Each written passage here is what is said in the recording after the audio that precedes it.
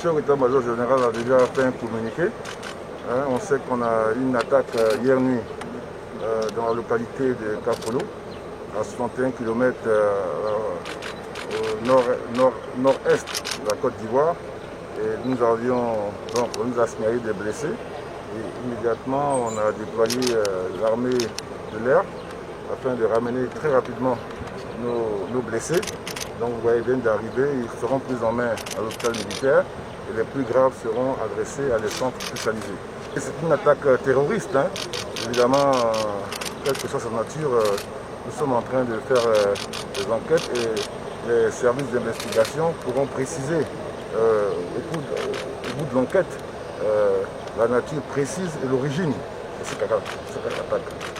Immédiatement, il y a eu un renfort, et nous sommes en plein ratissage et l'état-major après pourra faire le point et vous informer des détails. Écoutez, il n'y a pas de cause particulière, il n'y a pas mis de cause à une attaque terroriste.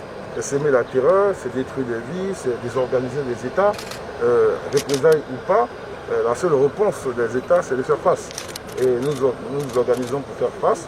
Et donc, pour nous, on avait des informations sur cette menace des narcotrafiquants et alliés aux terroristes pour avoir un accès à une zone portuaire. La Côte d'Ivoire était effectivement dans la zone de mise. Nous avons pris des dispositions, mais là, nous ferons le point de cette attaque-là et puis renforcer notre présence autour de la frontière. Et je pense qu'immédiatement, il y aura du renfort aérien et le ratissage permettra, j'en suis sûr, de neutraliser ceux qui ont fait ça.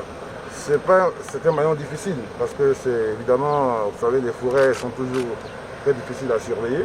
Donc l'opération conjointe avec le Burkina, justement, avait pour but d'évaluer les différentes menaces à l'intérieur de cette forêt et nous n'allons pas nous arrêter.